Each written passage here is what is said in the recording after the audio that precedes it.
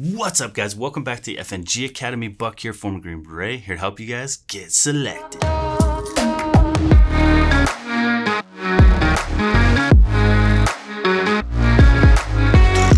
I'm going to reveal who I think is the all-time best fictional Green Beret. What's up, guys? In this video, we're going to talk about being Special Forces with no combat coming. Should you even sign up? Is it worth it? Is it worth it to be a Green Beret if you're not going to pull the trigger? Let's talk about it. All right, guys, but before we do that, this video is sponsored by 18 Alpha Fitness. Make sure you go click the link below, check out 18 Alpha Fitness, and make sure you sign up so he could give you a program to help you get ready for selection. He's the best person for the job. Prior 18 Alpha, prior 18 Echo, he will get you right for selection so you pass the first time. So go check out Kevin over at 18 Alpha Fitness. Also, guys, my wife just started her channel, which is going to be devoted to helping special operations spouses get through the program. You guys ask me questions all the time about your spouses. What could I do about my spouse? She doesn't want me to join. She's afraid of this. Are we going to move? What about the kids? There's so many questions that don't get answered for your spouses. So my wife started a channel. It's called At Home With Me. I'll link it down below. Make sure you subscribe and have your wives check it out and see if there's any information they want answers to. They can ask her questions and she will make videos accordingly. So her first video drops today, so go check out At Home With Me with my wife, Pamela. All right, guys, so first of all, I get a lot of questions from you guys like, hey, Buck, I just want to get after it. And now that there's no war, like, is it even worth it? So first of all, I just have to say, and I got to be blunt, and I apologize, you don't know what the fuck you're asking for. Okay, so let's just put that out right now. So all you guys are like, I just want to get in combat. I just want to shoot somebody. I just want to pull the trigger. You don't know what you're saying. You don't know what you're asking for. You don't know what that means. You don't know the long-term repercussions of doing that. So be careful what you ask for. Being Special Forces is not all about getting into combat, and getting into combat is not all this glorified movie shit. I thought it was. I wanted it to, and that's until one of our sister teams, we were on mission together and we got the news that he had stepped on an IED and was not going home to his family. And that crushed me. It made me realize that you can't have one side without the other.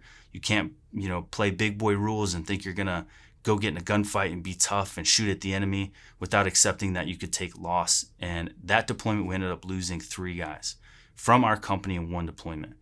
So the loss was immense. Those people had wives, they had kids, they had family members. Those are the things that we deal with every day. So before you go say like, oh, I just want to get in combat, pump the fucking brakes, all right? You don't even know what that means. Likely, no, fucking not likely. You don't know what that means. If you've never been in combat, you don't know what that means. You don't know what you're asking for. You don't know the long-term mental effects that's going to have on you to take another man's life. But worse yet, to watch your friends lose their lives and to know every day that they don't get to come home to their families and that their kids are going to grow up without them is insanely tough.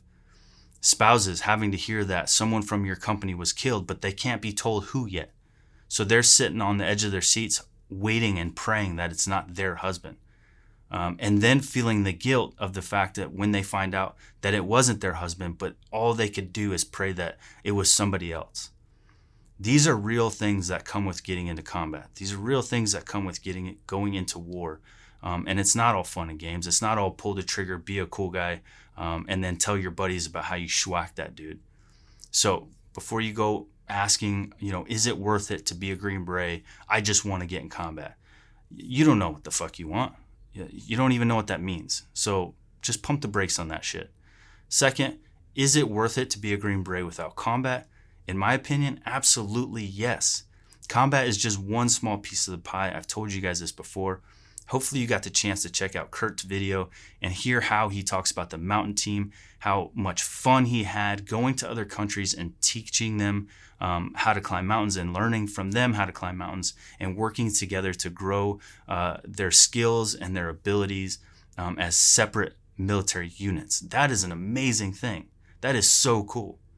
So if you can't enjoy, doing something like that and teaching people and helping people grow, then maybe this isn't the job for you.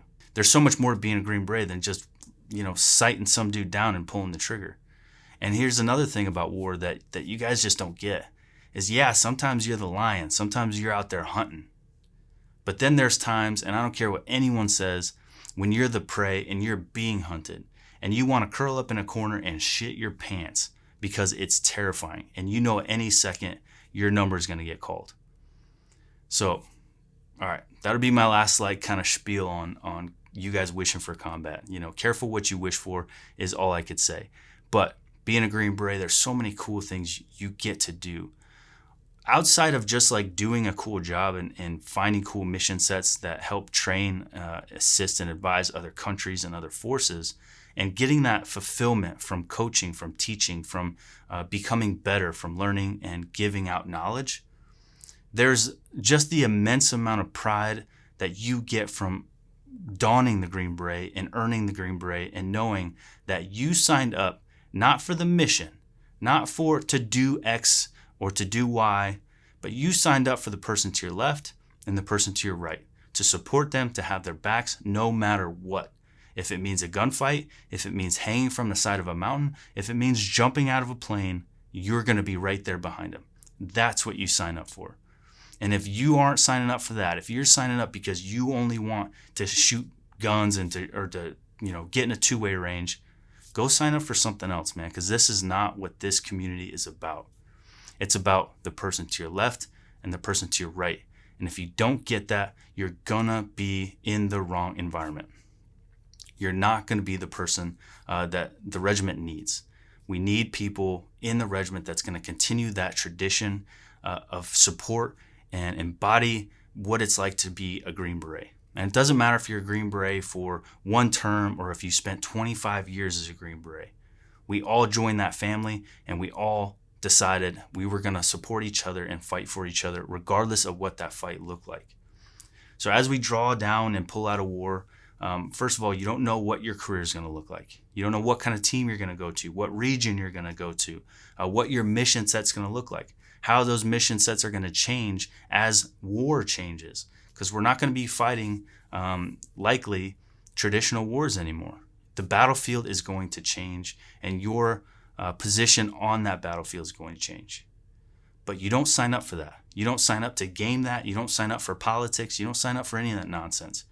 You sign up because there's other people signing up and you want to be the person to the left or to the right because you know that you're going to have their back better than anyone else.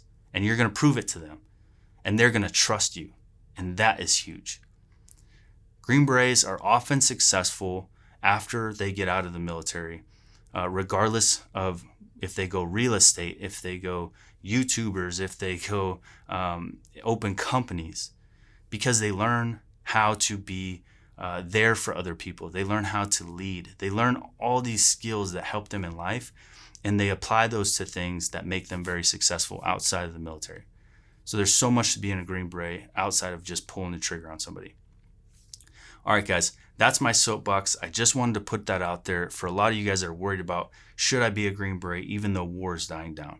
My answer is wholeheartedly yes. That being said, on a lighter note, when you also ask me who I think the best fictional Green Beret is, you're like, is it John Wayne? Is it Rambo?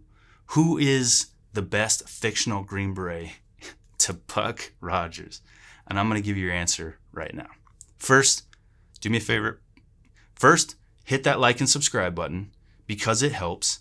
And let's get 1,000 likes on this video. Thank you very much. And now I'm going to reveal who I think is the all-time best fictional Green Beret. And it's not what you guys think. You ready? Boom! Robert De Niro in Dirty Grandpa, dude. This guy was hilarious. If you guys haven't seen this movie, oh my gosh, man. If you didn't know, in this movie, Robert De Niro is a Green Beret, or is a former Green Beret. People may not have picked that up. He had the crest tattooed on his back when he was doing pull-ups, and then he gave away a knife and then, told his grandson at the end of the movie, Deo Presso Liber, and what it means to free the oppressed. And it was so awesome. His demeanor in this movie, I just think it's hilarious. And Robert De Niro nailed I think of like an old retired SF guy. Just no filter, total jackass, but fits into any environment. All of a sudden he's hanging out with gangsters and smoking weed with them. That's what Green Berets do, man. They go into other environments and they fit in. And it's not fake. It's not something that's taught. It's just we're curious people. We grow a respect for other cultures, other human beings. And despite the, craziness that comes out of our mouths, we love hanging out with other people and learning new things. So I love that they had him like hanging out with the gangsters and making friends with them, because that's such a Green Beret thing to do. This movie's funny. Hopefully, it doesn't say too much about me that my favorite fictional Green Beret is in a comedy. But I'll talk to you guys later. Thanks for your support. Thanks for your love. And I hope that if your dream is to be special operations, you continue to pursue that regardless of war. You don't need war. You just need to join the Brotherhood, because it gives you an immense amount of pride, and you're joining a legacy that goes way beyond the past couple decades of war. Talk to you guys next time.